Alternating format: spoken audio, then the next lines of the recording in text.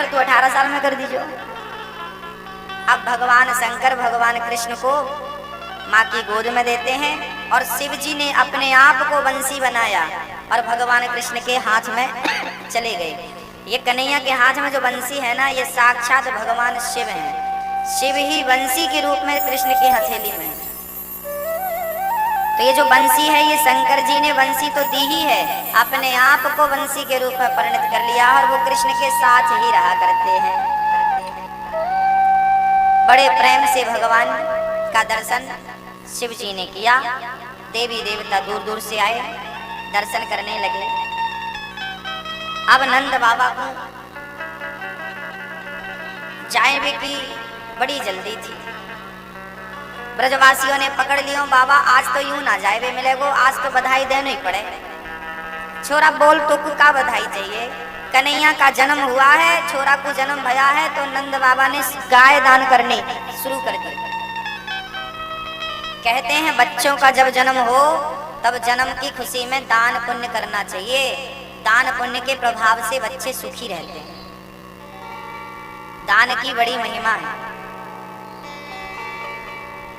दान सबको करना चाहिए, सबको। गायों का दान किया है नंद बाबा ने।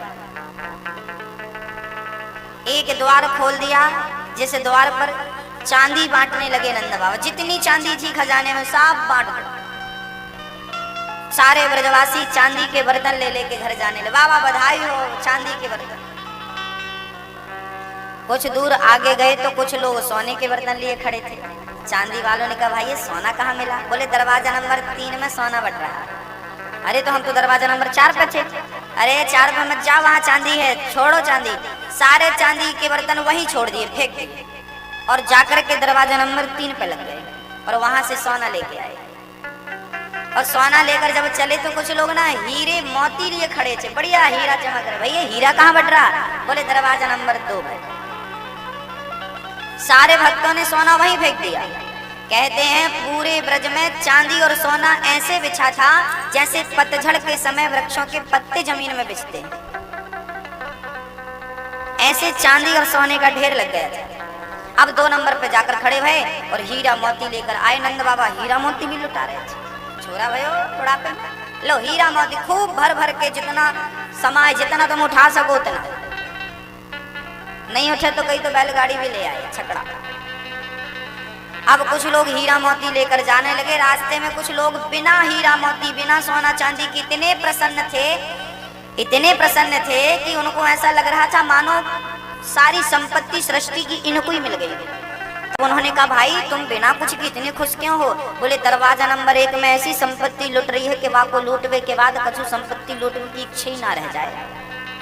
ब्रजवासी घबराए, राम राम राम राम, ऐसी कहा संपत्ति लुटाई जा रही है? या तो हाथ भी खाली है, सोना भी ना है, चांदी भी ना है, हीरे मोती भी कछु ना है, कैसी संपत्ति लुटा रहे हैं नंद बाबा? उनके पास तो कछु संपत्ति ऐसी है ना है। अब उनने सोना चांदी हीरा मोती सब छोड़े और बोले दरवाजा नंबर 1 पे जाओ। सारे ब्रजवासी बाबा पहुंच गए दरवाजा नंबर 1 पे। और जब दरवाजा नंबर 1 पे पहुंचे तो वहां ऐसी संपत्ति थी, एक तरफ बलराम भैया लेटे थे, एक तरफ कृष्ण जी लेटे थे, कन्हैया के बाजू में यशोदा बैठी थी और बलराम भैया के बाजू में रोहिणी बैठी थी। और सारे ब्रजवासी द्वार से ही कृष्ण और बलराम का दर्शन कर रहे थे। और जो कृष्ण और बलराम को जीवन में एक बार देख लिया हो, उसे फिर क्या देखने की इच्छा है? जिनने उनको पा लिया है उनके बाद क्या पाने की इच्छा रह गई?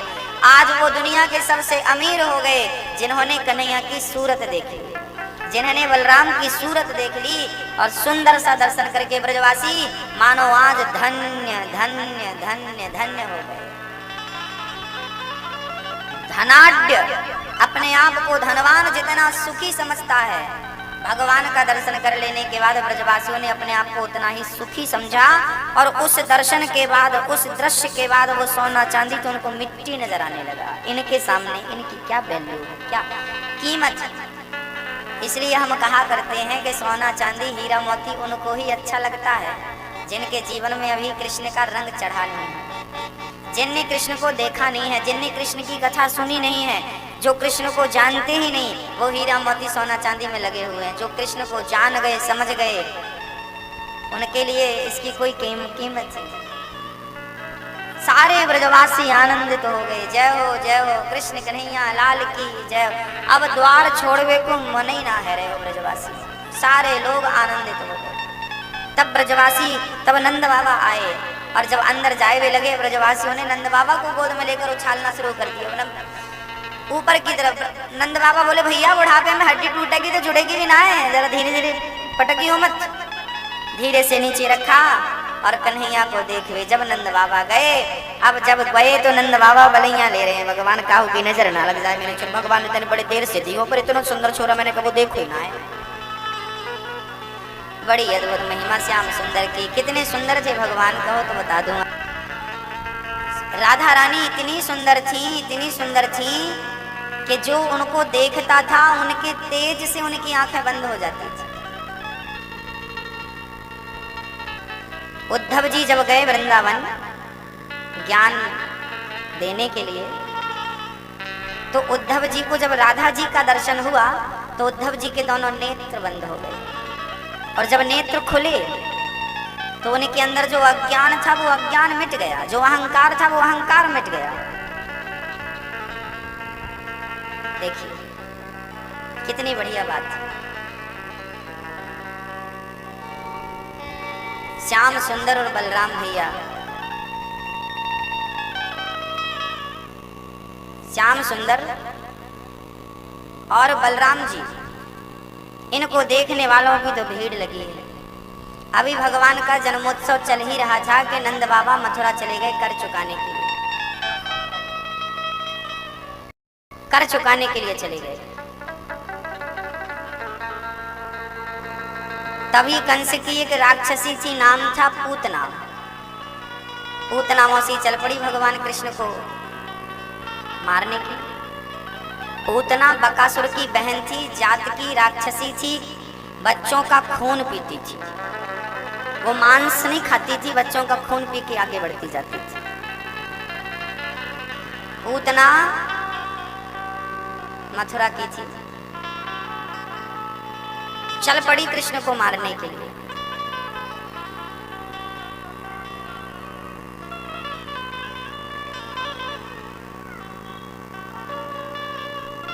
उसके स्तनों में जहर था, जहर पिलाती, बच्चों को मार डालती।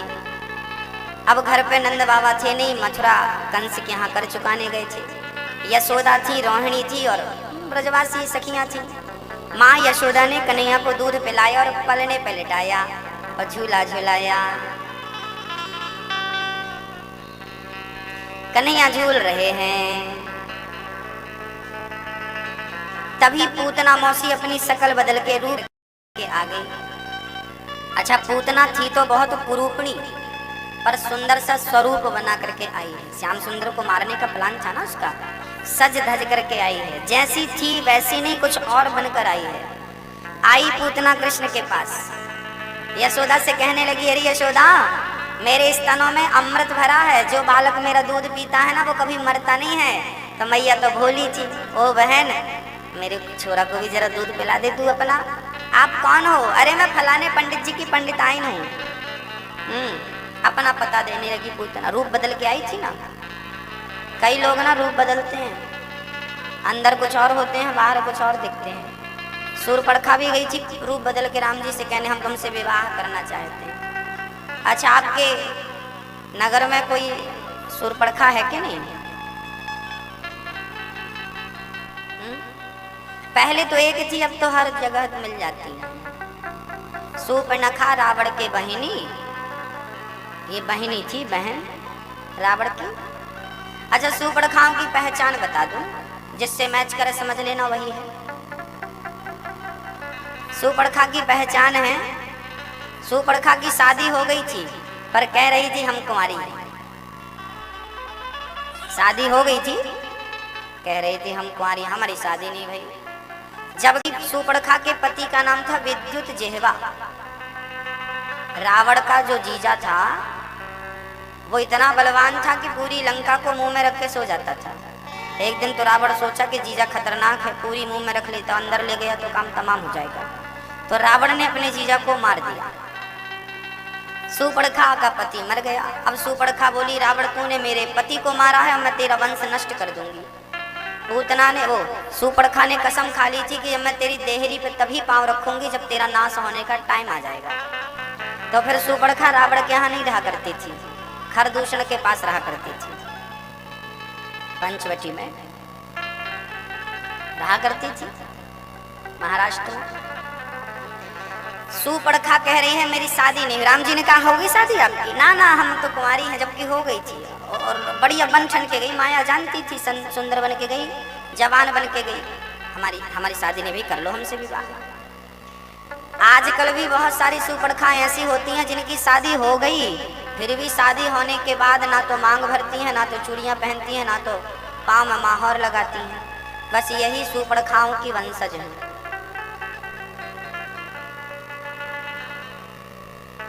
शादी के बाद ना तो हमारी माताओं बहनों के हाथ में चूड़ियां होती हैं। बताओ फिरोजाबाद में चूड़ियों की बिक्री कम हो गई इन लोगों के फैशन के चक्कर में, पहनती नहीं चूड़ियां।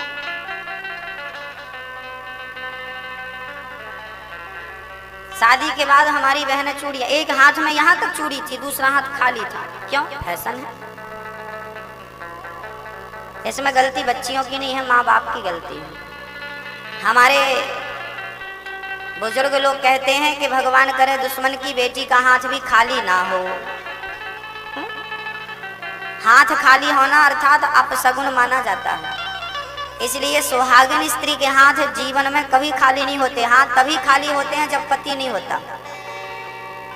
तो कभी हाथ ना खाली हो किसी भी स्त्री के। ऐसे बुजुर्ग लोग प्रार्थना करते हैं, सब प्रार्थना करते हैं। बोलो राधे राधे। प्यास लगी हो तो ही पानी पीना। हाँ? बिना पानी पी के आया करो। मैं पानी पिए बिना सुना सकता हूँ तो आप सुन नहीं सकते क्या? हम तो इसलिए नहीं पानी पीते, सुनाने में कोई डिस्टर्ब ना हो भाई, आपको प्रेम से सुनाते रहें। और आप लोगों को तो जो मन में आता है सब करते हो। बैठे बैठे हाथ पाँव भी सीधे कर लेते हो, पानी भी पी लेते हो, पड़ोसन से गप्पे भी कर लेते हो। पता नहीं चलता कथा सुनने आए हैं कि पंचायत करने आए हैं। कथा तो फॉर्मेलिटी होती है। क्यों? चलो निमंत्रण मिला, सुने आए, नहीं सुनेंगे तो फिर गोयल परिवार कहेगा साहब तुम आए नहीं हमारी कथा। कई लोग तो मुंह दिखाने भी आते हैं। चलो मुंह दिखाया है। ये कथा मुंह दिखाई नहीं है, ये कथा है, ये ज्ञान का सब्जेक्ट है। इसलिए श्रद्धा से सुनिए, सुनेंगे तो ही कुछ पाएंगे। हमारे देश की बड़ी विडंबना है, यहाँ फ्री में कोई जहर बांटे ना तो भी उसको ले लेंगे लोग। भारत की बड़ी विडंबना है। यहाँ फोकट में तुम जहर बांटने लगो ना तो लोग जहर भी लेने लगेंगे। फ्री में मिल रहा, पियो। जिनको प्यास नहीं लगी वो भी ले लेते हैं। चलो वैसे आपको नहीं बोल रहे, हम तो अन्य जगह की बात कर रहे हैं। आप लोगों को हम 4 दिन से देख रहे हैं, आज हम सोचे बोल दें कि प्यास लगी हो तो ही पीना पानी। क्योंकि पानी वाले भाई ना दिन अभी 3 बार 2 बार और आएगा। 3 बार डिस्टर्ब है, अब नहीं आएगा। तो शुरू दिन बोल दिए होते तो नहीं आता। हम सोचे बिना बोले समझ जाओ, पर भारत के लोग समझते कहाँ हैं। बोलो राधे राधे। ऐसे प्यास लगी हो तो पी लेना, प्यासे ना रहना, पाप लगेगा हमको। वैसे कथा सुनने आओ तो केवल कथा सुनना चाहिए, दूसरा कोई काम नहीं। बाकी बहुत समय होता है ना, बाकी काम करने के लिए तो हमारे पास समय है, पर कथा के लिए तो केवल 3 घंटे 4 घंटे निर्धारित किए जाते हैं, 2 बजे से लेकर के 6 बजे तक। पर आपको तो 2 बजे भी नहीं आना होता, 3 बजे आना होता, 3:15 साढ़े 3 बजे भी आना होता है। पूतना मौसी चल पड़ी। कन्हैया को माँ यशोदा से कहा मेरा दूध पिलाओगी ना तो ये अमर हो जाएगा, कभी मरेगा ही नहीं। मैया बोली तो पिला दो बहन। पूतना बोली पहले तुम हमें पानी पिलाओ। तो यशोदा गई पानी लेने और रोहिणी मैया बैठी थी। यशोदा पूतना को लगा ये भी हट जाएगी तो मेरा काम आसान हो जाएगा। तो रोहिणी से बोली जरा जाओ हमारे लिए 1 गिलास दूध ले आओ। तो रोहिणी को भी भेज दिया, यशोदा को भी भेज दिया। अब कन्हैया अकेले पालने में भगवान खेल रहे थे। तभी पूतना पर नजर पड़ी और पूतना को देखते ही हमारे श्याम सुंदर ने अपने नेत्रों को बंद कर लिया। कन्हैया ने आंखें बंद कर ली पूतना को देखते ही। क्यों? भगवान कहते हैं कि हम पूतना को देखेंगे ही नहीं। क्यों नहीं देखेंगे प्रभु? भगवान कहते हैं कि ये पूतना हमें मारने आई है और जहर पिलाकर मारेगी, और जहर पीने का काम तो भगवान शिव का है। मानो भगवान आंख बंद करके शंकर जी को बुला रहे हैं, शंकर जी आओ, मौसी जी जहर लाई हैं पिलाने, जरा आपको अभ्यास है पी लो, इसलिए बुलाया भगवान को, आओ जहर पी जाओ, इसलिए नेत्रों को बंद कर लिया। अथवा भगवान ने अपनी आंखें इसलिए मूंद ली क्योंकि पूतना तो मारने आई है और भगवान तो तारना जानते हैं। तो मानो भगवान आंख बंद करके पूतना की डायरी खोलने लगे, उसके पाप पुण्य की हिसाब किताब की डायरी, कि एक भी पुण्य मिल जाएगा पूतना का तो मैं इसको उस पुण्य के भरोसे तार दूंगा, और मैं तो तारना जानता हूँ। कितना भी बड़ा पापी हो, भगवान की शरण में चला बस जाए तो भगवान उसको सारे अवगुण भूल जाते हैं, न जाने कौन से गुण पर दयानिधि रीझ जाते हैं। यही सदग्रंथ कहते हैं, यही हरि भक्त गाते हैं। तारना जानते हैं भगवान, तारा है सारा जमाना, श्याम हमको भी तारो। हमने सुना है नाथ ध्रुव जी को तारा। हे प्रभु, हमने सुना है आपने, और बहाना क्या था? बोले सत्संग का करके बहाना, नाथ हमको भी तारो। हमने सुना है नाथ सबरी को तारा। क्या बहाना था? वीरों का करके बहाना, कभी हमको भी तारो। हमने सुना है नाथ केवट को तारा। केवट को तारा, नाव का नैया का करके बहाना, नाथ हमको भी तारो। हमने सुना है नाथ अहिल्या को तारा। अहिल्या को तारा बहाना, चरणों की रज का करके बहाना। पूतना मारने गई भगवान कृष्ण को, नेत्रों को बंद कर लिया। अच्छा, भगवान ने अपनी आंखें इसलिए मूंद ली क्योंकि पूतना भगवान को मारने आई थी और सुंदर बनकर आई थी। तन तो सुंदर था, मन सुंदर नहीं था। भगवान कहते हैं जिसका तन सुंदर होता है मन सुंदर नहीं होता। ऐसों को मैं देखना भी पसंद नहीं करता, इसीलिए नेत्रों को कर लिया बंद, हम तुम्हें देखेंगे नहीं। भगवान उसे बिल्कुल नहीं देखते जिसका तन सुंदर होता है, भगवान उसे देखते हैं जिसका मन सुंदर होता है। निर्मल मन जन सो मोहि पावा, मोहि कपट छल क्षेत्र न भावा। भगवान को सुंदर तन वाला बिल्कुल पसंद नहीं है।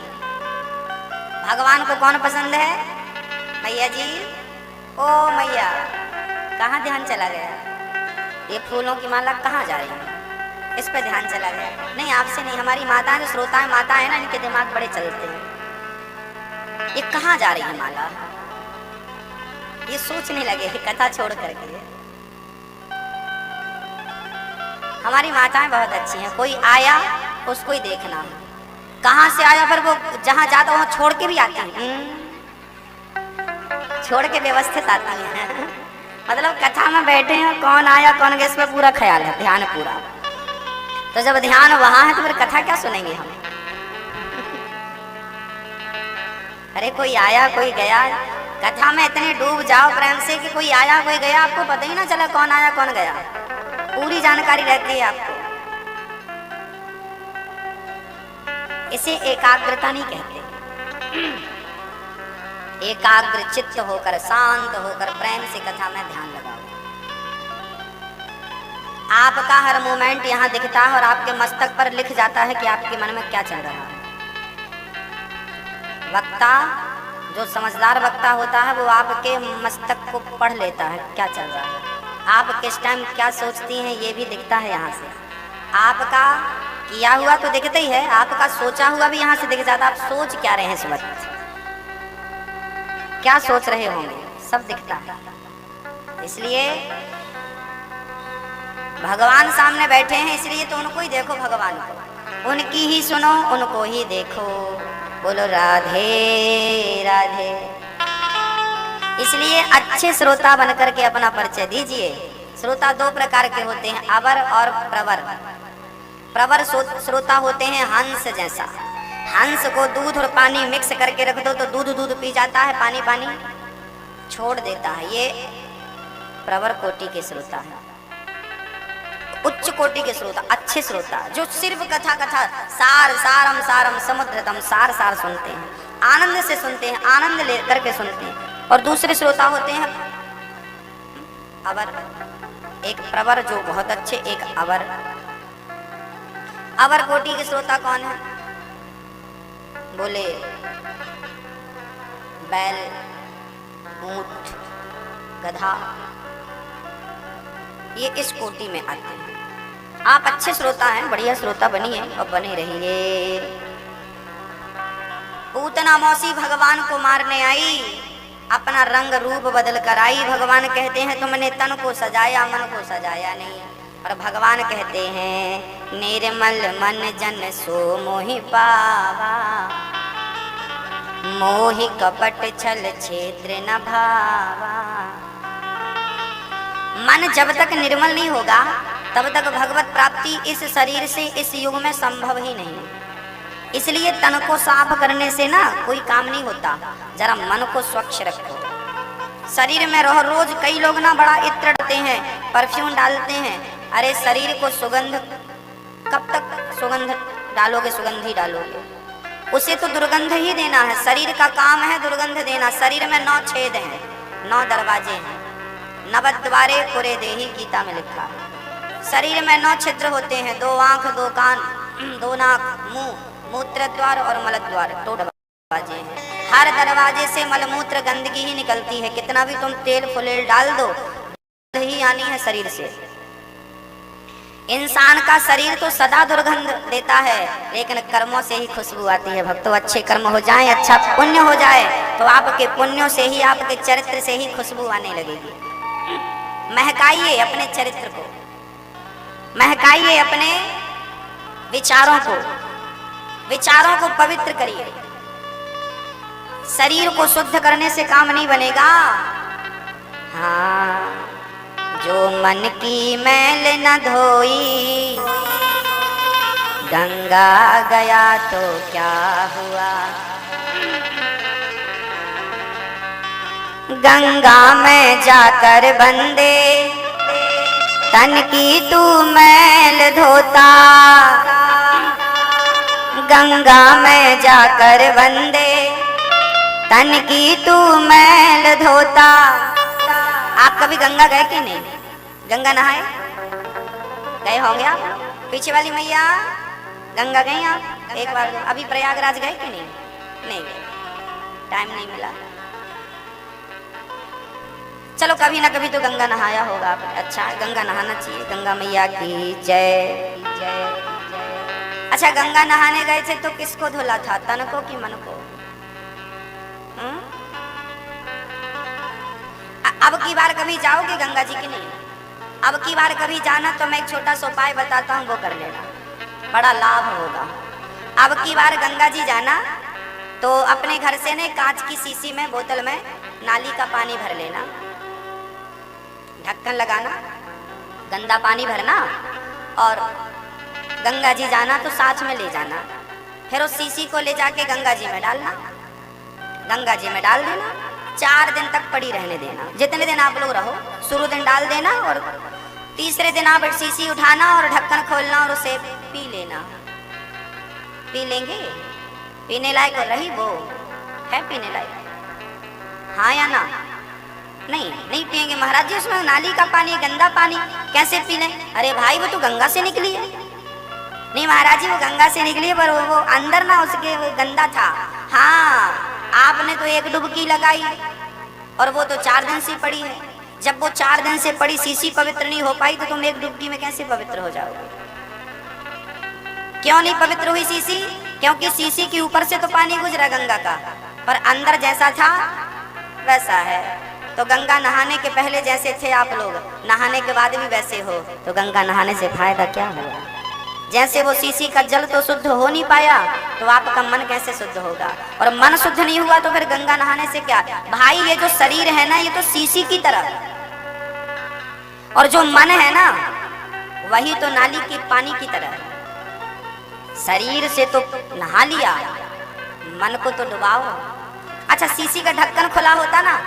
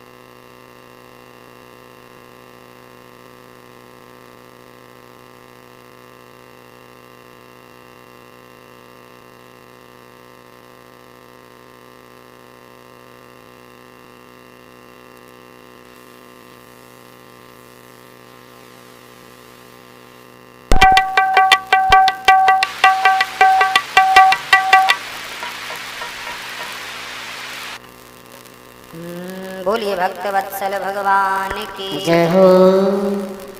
इसलिए तन को शुद्ध करने के पहले मन को शुद्ध करना आवश्यक है। मन शुद्ध नहीं हुआ तो कुछ भी सफल नहीं होगा। इसलिए गंगा जाओ तो गंगा जाकर के हाथ में गंगा जल लेना चाहिए, और गंगा जल हाथ में लेकर कहना चाहिए, हे गंगा मैया, जितना पवित्र आपका जल है, आज से हम प्रयास करेंगे कि अपने मन को भी आपके जल की तरह पवित्र बनाएंगे, पवित्र करेंगे। मन को पवित्र करने का संकल्प लीजिए और कोशिश में लग जाइए, क्योंकि हम जिसको पाने की कोशिश करते हैं वो लगभग प्राप्त कर लेते हैं। तो आपने कभी कोशिश ही नहीं करी अपने मन को शुद्ध करने की। अच्छा, मन की अशुद्धि क्या है? क्या है? क्या चीज है जो मन को अशुद्ध बनाती है, और क्या चीज है जो मन को शुद्ध बनाती है? कुछ जानकारी है आपको इस बारे में? है मेरी माँ मैया जी? ओ मैया, जानकारी है आपको? गोस्वामी जी से पूछते हैं, निर्मल मन जन सो मोहि पावा। निर्मल मन का क्या अर्थ है? आगे लिखते हैं, मोहि कपट छल छिद्र न भावा। ये कपट, ये जो कपट है ना हमारे भीतर, ये कपट ही मन को गंदा करता है। छल करते हैं हम लोग, कहते कुछ हैं, करते कुछ हैं। ये जो छल है, और छिद्र का अर्थ है काम क्रोध मद लोभ सब। अहंकार आया तो मन गलत हुआ, काम वासना आई अधिक, मन गंदा हुआ। काम क्रोध मद और लोभ, ये चारों भी मन को अशुद्ध करते हैं। इसलिए मन कैसे शुद्ध होगा? बोले पहले तो कपट ना रखो। कपट कैसे समाप्त होगा? बोले सबसे प्रेम करो। अच्छा, आप अपने खुद के बेटे से कपट करती हो क्या? एक माँ अपने बेटे के साथ कपट करती है क्या? नहीं। लेकिन जेठानी का बेटा हो तो कपट हो सकता है, सौतेला बेटा हो तो कपट होता है, खुद का बेटा हो तो कपट नहीं होता।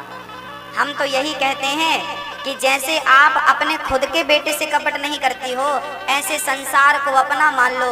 हर बालक आपका बालक है। जब सबको अपना मान लोगे तो फिर कपट किससे होगा? हम तो अभी गैर मानते हैं, ये पराया है, ये अपना है। पहले तो अपने पराये की ये जो दृष्टि है ये समाप्त कर दो। सब एक है। जब सबको एक मानोगे तभी कपट समाप्त होगा, नहीं तो लेते रहो जन्म। एक बार नहीं, 1 लाख बार तुम जन्म ले लेना, फिर भी ये कपट दूर नहीं होता, होता नहीं है, करना पड़ता है। सबसे क्या करना है? सबसे प्रेम करना है। किसी के प्रति द्वेष घृणा बिल्कुल ना रखो।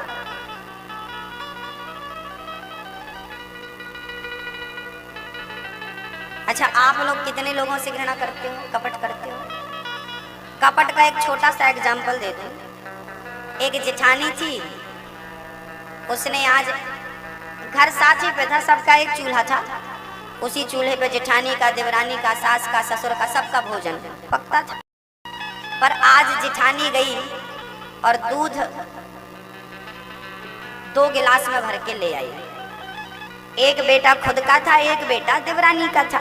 तो जेठानी ने जब दूध निकाला तो जो मलाई थी दूध की वो अपने बच्चे के गिलास पे डाल दी। मेरे बेटे को दूध, मलाई वाला दूध डाल दिया और मलाई वाली गिलास अपने बेटे को पकड़ाई, और जिसमें मलाई बिल्कुल नहीं थी वो देवरानी के बेटे को पकड़ाई। ये तो रही जेठानी की कहानी। दूसरे दिन देवरानी को बनाना था दूध, तो देवरानी ने फिर यही किया, वो अपने बेटे को मलाई दी और फिर जेठानी के बेटे को सूखा पिलाया। बात मलाई की बिल्कुल नहीं है। इस मलाई से पता चला कि आपके हृदय में कपट तो है। जहां पक्षपात होता है वहीं कपट होता है। पहले तो ये भूल जाओ कि ये मेरा है और ये पराया है, सब अपने हैं। जितना प्रेम अपनों से, भाई जितना प्रेम आप अपने बेटे से करते हैं, उतना ही प्रेम यदि दूसरे बच्चे को मिल जाए आपसे, तो आपका क्या घट जाएगा? कुछ घट जाए तो बता दो। उस बच्चे को भी लगेगा ये तो मेरी माँ की तरह व्यवहार कर रही है। तो आप प्रेम देना सीखिए, प्रेम देने से प्रेम बढ़ेगा, ईश्वर की कृपा होगी। पर आप तो कपट देते हैं और भगवान को यही पुसाता नहीं, बिल्कुल नहीं भाता। भगवान कहते हैं कि मैं तुमसे बिल्कुल बात नहीं करूंगा, क्योंकि तुम ऊपर से कुछ और हो, अंदर से कुछ और हो। भगवान कहते हैं, हनुमान जी जब राम जी से मिलने गए पहली बार, तो हनुमान जी ना साधु ब्राह्मण के रूप में गए थे, पंडित जी बन करके गए थे हनुमान जी। राम जी को देखा, कौन है आप? कठिन भूमि कोमल पदगामी, क्यों घूम रहे हैं जंगल में? हनुमान जी बोले, यहाँ हरि निश्चर वैदेही, यहाँ हमारी पत्नी को रावण ने हरण कर लिया है। हनुमान जी तुरंत पहचान गए, ये तो मेरे भगवान राम है। तुरंत हनुमान जी चरणों में गिर पड़े। राम जी ने देखा तक नहीं, पड़े रहो। अब हनुमान जी देखिए, ये तो बिल्कुल देख नहीं रहे, तब अपने आप खड़े हो गए पंडित जी। तब फिर हनुमान जी अपने बंदर के रूप में आए, असली रूप में। और जब असली रूप में आए तो राम जी ने गले से लगा लिया, तुम जैसे हो, भले बंदर हो, बंदर